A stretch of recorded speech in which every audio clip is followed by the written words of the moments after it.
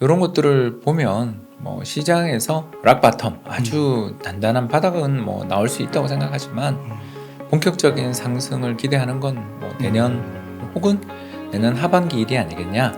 그래서 지금은 시장에서 좀 삼성전자 주식이 정말 막 표현이 좀 그렇습니다만 쓰레기처럼 취급될 때 그럴 때 좀 사두는 정도이지 적극 베팅은 저는 못할 것 같다.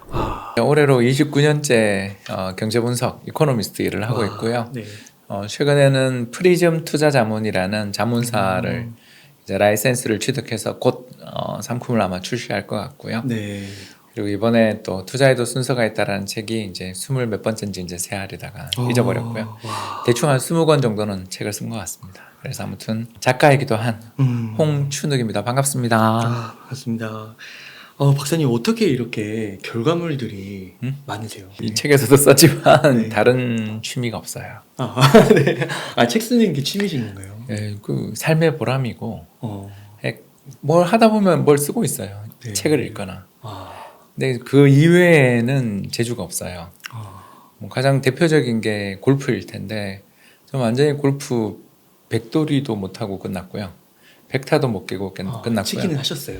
예, 치긴 쳤는데 해보려고도 이제 하시고. 해보려고 노력하는데 몸이 뻣뻣해가지고 그러니까 라운드 할 땐 참 재밌는데 끝나고 나면 아프더라고요. 그러니까 그러다가 결국 50견이 와가지고 너무 아파서 이제 사실 채도 다른 사람 다 줘버렸고요.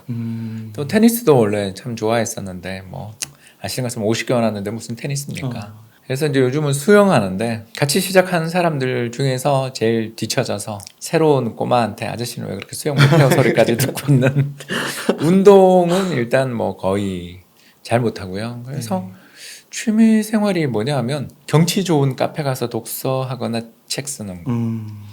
그래서 요새 경기도 일원에 좀 유명한 빵 카페들 있잖아요. 아주 기업형 카페들. 네, 그런데 요즘 돌아다니고 있습니다. 신이 공평하신가 봐요. 교수님께, 박사님께는 탁월한 지성을 주시고 50견을 주시고 예, 아킬레스건 재건 수술도 받았습니다. 네, 항상 건강하시기를 바라고요. 박사님 이번에 이제 투자에도 순서가 있다는 책을 써주셨습니다. 좀 이 책은 어떤 책인가요? 뭐 아들 녀석하고 대화하다가 네. 제가 많이 느낀 게 이 녀석이 이제 책도 좋아하는 편이고 글도 쓰는 편인데 인터넷에서 특히 게임 아주 유명한 사이트가 있습니다. 아무튼 게임 매니아들이 모이는 사이트에서 이상한 걸 듣고 와가지고 자꾸 저한테 아빠 뭐 예를 들어서 1억 미만은 올인이라던데요. 뭐라든가 주식은 삼성전자, 부동산은 강남 아파트만 사면 되지. 종목 선정에 고민이 필요 없다라든가. 네. 마지막 세 번째는 뭐였냐면 지금이 가장 쌀 때다라는 그런 이야기를 작년부터 계속 하면서 제가 이제 아들한테 증여를 좀 해줬거든요. 맞아요. 그래서 10년마다 이렇게 2천만 원씩 증여를 해줄 수 있습니다. 그래서 증여를 해준 돈을 네가 갖고 있으니까 해라, 투자를 해라. 근데 하고 난 다음에 입 다물고 있지 말고 아빠한테 그 결과도 이야기해라. 뭐 이런 정도로만 이야기하려고 말았는데 요즘 이제 조용하죠. 네, 1년 만에 주식 가격이나 뭐 코인 가격, 부동산 가격은 당연히 오를 수밖에 없다라고 하는 그런 주장을 펼치던 분들이 다 들어갔잖아요. 거기다 레버리지를 옹호하시는 분들도 대부분 조용해지셨고요. 그래서 저는 뭐 지금이라도 레버리지를 투자를 하면서 물 타는 분들은 존경합니다. 그건 멘탈이 대단하고 저도 그렇게 강한 멘탈 갖고 있고 싶긴 한데 못하니까. 근데 아무튼 아들의 그런 이야기를 들으면서 이건 좀 시장이 굉장히 힘들겠구나. 이렇게 폭락할 줄은 몰랐고요. 힘들겠구나 하면서 아들에게 이제 주는 투자의 팁. 그래서 이 순서를 한번 따라보면 투자가 되게 쉬울 거다. 특히 뭐 집은 한 채는 꼭 있어야 된다 같은 그런 이야기들은 과거에는 맞았지만 앞으로도 맞을 이야기인가. 네. 이런 거에 대해서 좀 설명하는 책이 됐습니다. 네, 그래서 책을 보니까 20대부터 30대, 40대, 50대까지 어떻게 투자를 하면 좋을지를 상세하게 설명을 해주셨더라고요. 그럼 박사님, 말씀을 드릴 때 주가랑 뭐 자산이랑 가릴 것 없이 다 많이 떨어지긴 했는데 그래도 최근에 또 삼성전자가 좀 많이 오르는 것 같더라고요. 어떻게 보세요? 뭐 개별 종목의 바닥은 저는 내부자들도 틀릴 때가 종종 있다. 저는 그렇게 생각을 하고요. 그냥 제가 보는 바는 실적은 내년 상반기까지는 그렇게 아주 좋지는 못할 것 같다. 그래서 환율이 오르긴 했는데 제품 가격의 하락이 더 크니까 또 최근 미국의 엔비디아부터 수많은 반도체 기업들 주가가 최근에 되게 안 좋으니까 이런 것들을 보면 시장에서 락바텀 아주 단단한 바닥은 나올 수 있다고 생각하지만 본격적인 상승을 기대하는 건 내년 혹은 내년 하반기 일이 아니겠냐. 그래서 지금은 시장에서 좀 삼성전자 주식이 정말 막 표현이 좀 그렇습니다만 쓰레기처럼 취급될 때 그럴 때 좀 사두는 정도이지 적극 베팅은 저는 못할 것 같다. 그렇게 보고 있습니다. 조금 이렇게 빠른 반등이나 상승은 조금 더 지켜봐야 된다. 이게 바닥일 수는 있는데 제 말은 그렇다고 해서 다시 10만 전자를 내년에 간다. 내년 봄에 간다. 이렇게 이야기하기는 어떤 분이 9만 원 바로 갈 거다라고 이야기하시는 분도 계시던데 저도 이제 다른 분들 그 동영상을 보면서 내가 놓친 게 없나. 저도 가끔씩 보는데 그렇게 되면 저도 좋을 것 같은데 저도 왜냐하면 삼성전자 들고 있으니까. 근데 저는 그 삼성전자 매수 단가가 얼마냐면 36,000원이거든요. 와. 근데 이게 왜 이런 일이 벌어졌냐 하면 2018년 그 크리스마스의 대폭락 때 3만 원대 잡았고 또 2020년 3월에 삼성전자 주가 역시 3만 원 깨지려고 그럴 때 샀거든요. 그리고 그때 샀던 종목이 이제 10만 전자 될 때 10만 전자까지는 못 기다리고 7만 8만 전자일 때 거의 대부분 정리하고 맞아요. 이제 보초병으로 조금 갖고 있거든요. 물론 이제 조금이라는 게 제 자산에서 조금이라는 뜻이고요. 아무튼 그래서 그걸 들고 있는 이유는 언제 내가 사야 될지를 그 계좌를 보면 알 수 있으니까 그런 차원에서 들고 있는 것이지 적극적인 베팅을 한다라고 이야기하려면 조금 시장이 뭔가 더 패닉이 오던가 물론 이번에 맞지만 이 시장이고 주식시장에 대한 반등에 대한 기대조차 사라지는 시기들이 그게 진정한 바닥인데 며칠 전에 지나갔는지 앞으로 또 올지는 저도 잘 모르겠어요. 그냥 그래서 좀 예전에 했던 투자의 패턴대로 시장이 얼마마저 무너졌다 이런 이야기 나올 때마다 조금씩 그래서 매수 단가가 조금씩 올라가고 있습니다. 지금. 네. 그러니까 지금 싼 거 같기는 하지만 그 매크로 이슈나 미래의 명확하고 불확실한 게 너무 많아서 이번에 영국이 이제 감세 정책 철회했다고 그러는데 영국이라는 나라의 바닥을 보여줬잖아요. 밑바닥. 97년 한국 같은 일이 벌어진 거거든요. 영국이 우리나라보다도 펀더멘털이 약하다는 듯한 그렇죠. 느낌도 받게 돼요. 더 약하죠. 그래요? 이게 비교가 안 되죠. 그래요? 이게 대영 제국이 그건 이제 옛날 이야기고요. 왜 영국의 펀더멘털이 나쁘냐 하면 2010년부터 2020년까지죠. 그러니까 2021년 데이터는 아직 안 나왔는데 지난 만 10년 기준으로 해서 영국의 그 생산성 그러니까 프로덕티비티는 측정하는 게 결국은 자본이 얼마나 투입되냐 좋은 기계가 얼마나 들어갔냐라든가 또는 사람이 얼마나 많이 투입됐냐를 제외한 어떤 순수한 기술 혁신에 따른 생산성 이런 것들을 이제 OECD가 매년 측정하는데요. 이 OECD의 통계에 따르면 영국은 지난 10년간 이 생산성이 마이너스 성장했습니다. 그래요? 왜 그런 거지? 이제 브렉시트도 있었고 그리고 영국을 대표하는 제조업체 다이슨이 공장을 영국에서 폐쇄한 거 아시죠? 그게 싱가포르에 있습니다. 그 이유는 영국에서 근로자를 구할 수가 없었기 때문에. 그러니까 제조업을 완전히 버린. 완전 금융이랑 영어만. 결과로 지금 관광대국이죠. 관광으로. 저도 내년에 런던 여행 갈 생각이고요. 이렇게 쌀 때 가야죠. 그런데 영국이라는 나라 자체는 아름답고 좋은 나라지만 전성기는 지나서 끝없이 내려오고 있는 나라라고 볼 수 있겠고요. 끝없이 내려오게 된 가장 큰 이유는 결국 제조업이 전혀 없다 보니까 ARM을 비롯한 몇몇 기업들을 제외하고는 그조차 지금 이제 팔린다는 이야기가 있죠. 그런 기업을 제외하고는 정보통신 분야에서 세계적인 대기업이 영국 기업이 혹시 떠오르는 게 있는지. 그러니까요, 없는 것 같습니다. 그런데 비해서 금융권은 2008년 글로벌 금융위기 이후에 치명적인 타격을 특히 RBC 같은 그런 기업들은 RCB군요. 로열 스코틀랜드 뱅크인데요. 이런 은행들 공적 자금 그때 투입되는 거 보면 몇십조 원 기준으로 들어가잖아요. 그런 것처럼 잘하던 금융도 브렉시트로 네트워크를 많이 잃었고 또 2008년 글로벌 금융위기로 충격을 받는 상황에서 이제 신임 총리 트러스인가요? 아무튼 뭐 곧 사라질 사람이라 이름도 기억을 할 실각을 할 것 같은. 이에 그 뭐 이런 사고를 쳤으면 물러나는 게 민주주의 국가의 특성 아니겠어요? 네. 이 정도 사고를 쳤으면 수상이든 대통령이든 그냥 물러나야죠. 그런 상황이에요. 그만큼 심각한 사고를 쳤고 심각한 사고를 치게 됐던 배경에는 감세 정책을 통해 경제를 부양해 보겠다라는 그런 그 보수파의 의견 때문이었을 텐데 지금이 세계적으로 다 긴축하는 중인데 그런 정책을 밀고 나갈 정도로 죄송합니다만 정신머리 없는 인간이 수상이 됐다. 국제 흐름을 모르는 정치도 거죠. 망했다. 경제는 이미 어려워졌는데 정치조차 그러고 있다. 그래서 또 대안도 없다. 예수님 아신 것처럼 그 노동당도 마시간 지 오래됐고 심지어 당수가 출당당하고 막 그런 사고가 있었잖아요. 그래서 대안이 없는 건 전 세계 어디나 다 마찬가지지만 영국이야말로 지난 몇 년간은 정말 고통 속에 몸부림치는 경제였지. 어떤 경제가 정말 제대로 성장하고 있다고 말하기는 좀 어려운 상황이 아니냐. 네. 이렇게 볼 수 있겠습니다.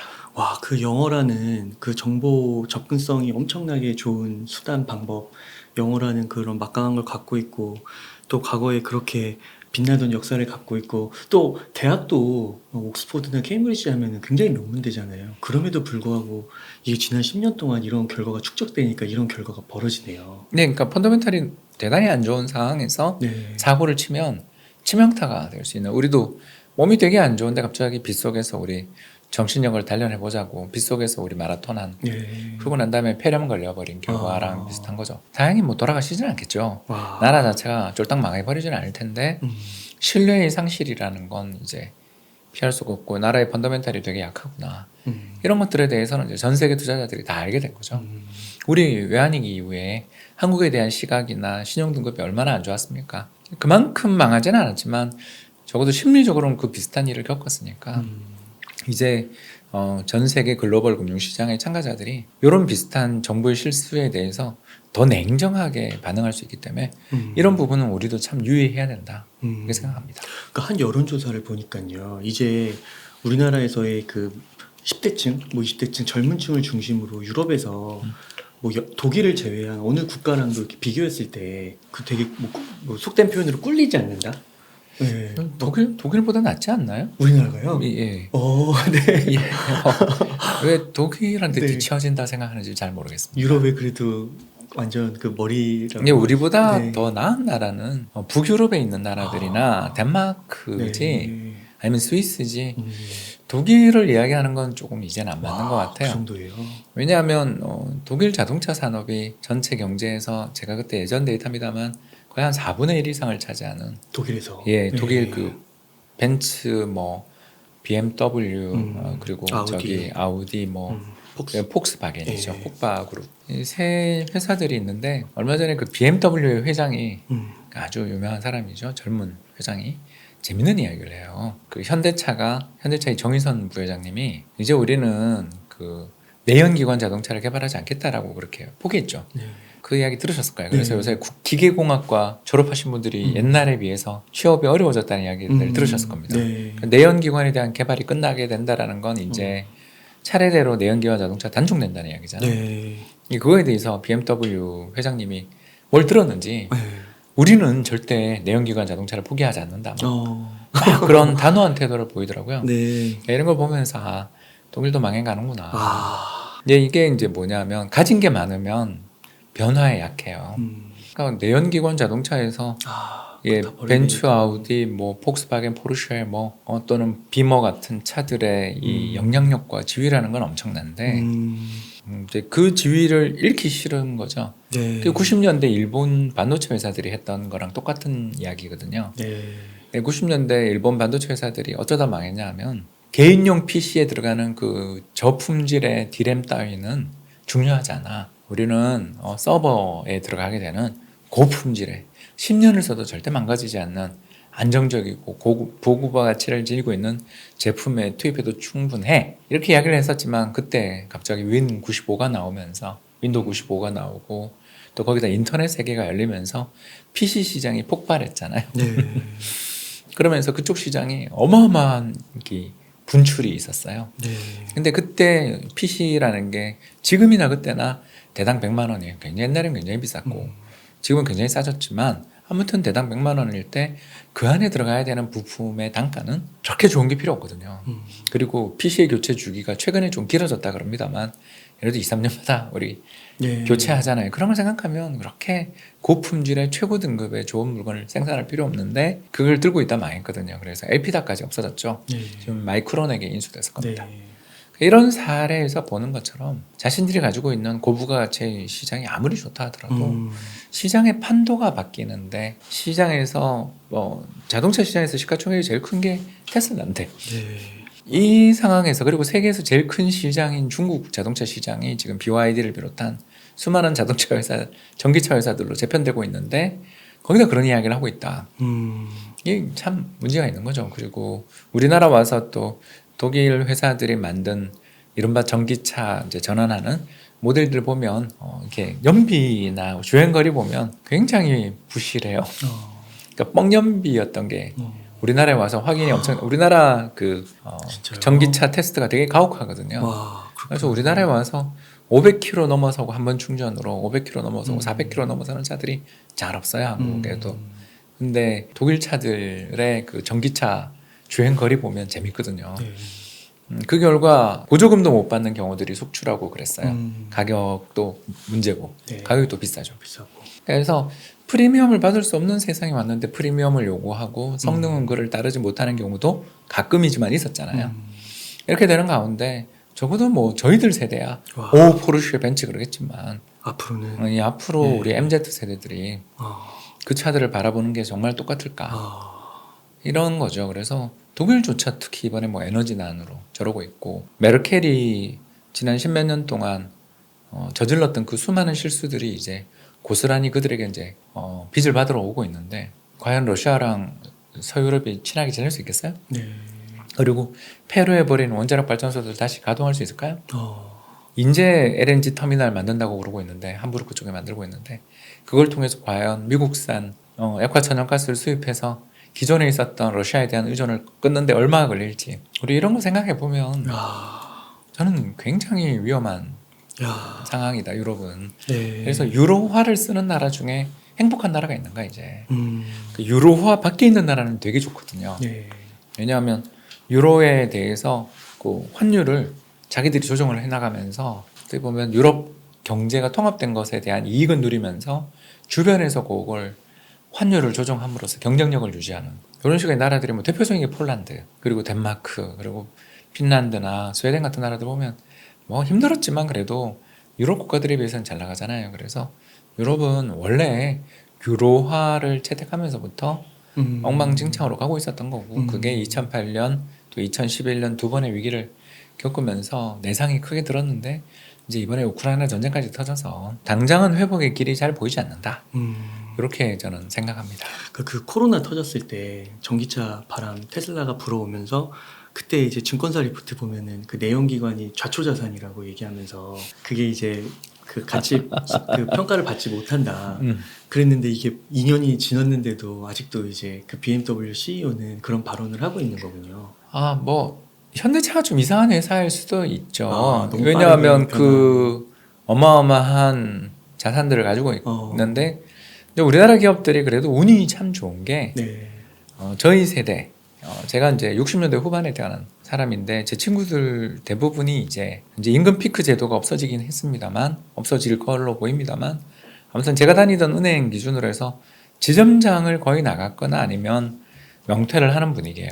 근데 이제 저희들이 언제 취직한 세대냐면 90년대 초중반 취직했던 세대잖아요. 그래서 사원일 때 외환위기 맞았던 세대입니다. 이 세대들이 우리나라에서 어떻게 보면 가장 운이 좋은 세대의 마지막 막내들이에요. 58년 개띠가 제일 좋죠, 당연히.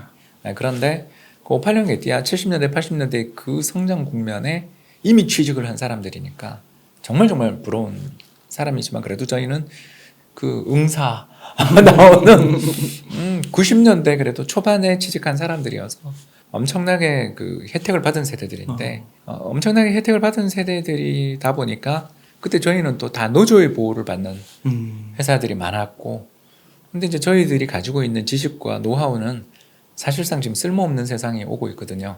그래서 제가 이렇게 책 쓰는 걸 좋아하는데 왜냐하면 끊임없이 저의 가지고 있는 지식에 그 뭐라고 할까 반감기라고 할 방사선의 반감기가 예전에는 한 10년 정도는 제가 공방에 갔다면 이제는 5년 안팎으로 가는 것 같거든요. 와. 그래서 이렇게 끊임없이 뭘 인풋을 넣어주지 않으면 바로 도태되고 제가 이 인풋보다 반감기가 더 빨라질 때 아마 제가 저자 책 쓰는 걸 그만둘 거예요.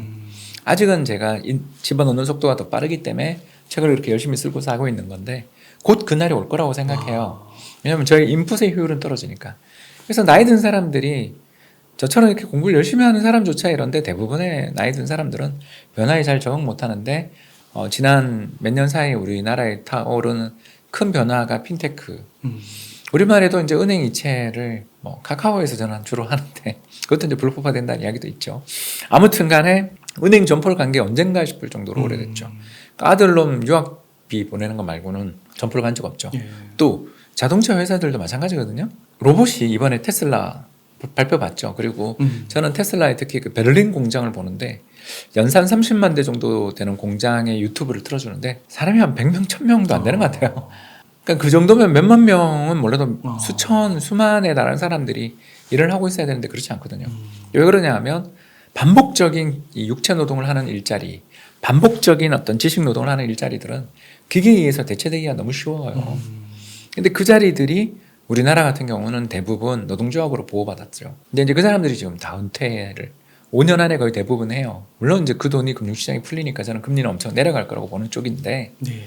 이건 이제 다음에 나올 책에서 할 거고요. 아무튼 우리나라 입장에서는 요 임금은 엄청 많이 받으면서 새로운 생산성의 향상을 거부하는 세력들이랄까 또는 비용 부담만 크지 그렇게 크게 도움이 안 되는 연령대의 사람들이 슬프죠.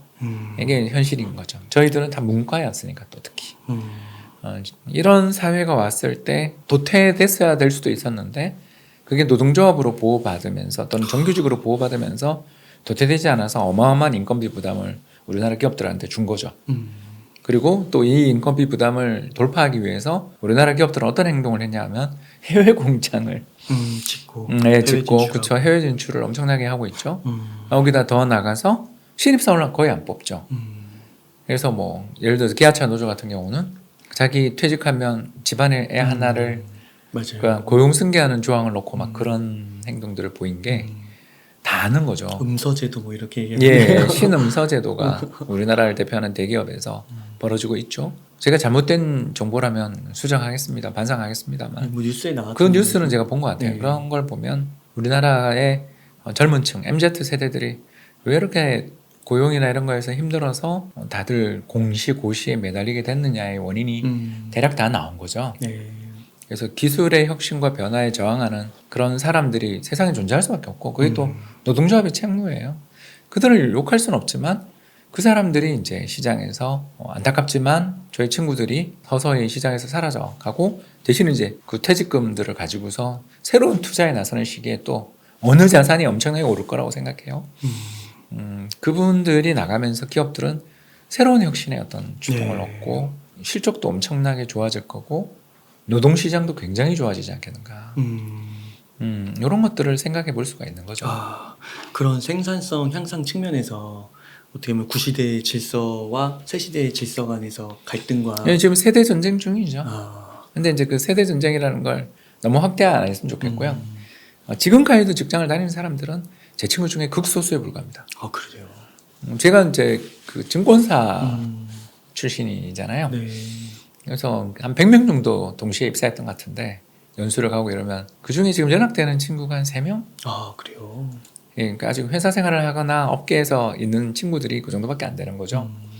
이건 뭘 뜻하나? 예, 그 증권업계처럼 굉장히 유연한 노동 고용 구조들이 유연한 또 그런 금융 위기에 해고가 또 상대적으로 쉬웠던 경영 개선의 필요성이 있을 때는 정리해고가 가능했던 업태에서는 많은 부분 구조조정이 있었기 때문에 저는 정말 저희 세대가 다 나쁘다가 아니라 아주 극소수는 아직 남아서 꿀을 빨고 있는 중이죠. 근데 그게 능력에 의한 것인지 아니면 노동조합이라든가 정규직 같은 제도의 보호에 의한 것인지 우리가 받고 있는 생산성, 그 소득이 생산성에 비례하는 것인지는 스스로에게 자문해 보면 그렇게 화날 일은 아닐 수도 있겠죠.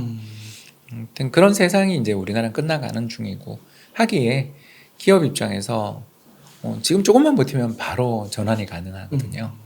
그리고 그 어마어마한 수년간 회사별로 10,000명 이상씩 퇴사하거든요. 그 사람들이 나간 다음에 대규모 채용이 있지 않겠나. 그리고 대규모 채용이 없다 하더라도 대규모 투자는 있겠죠.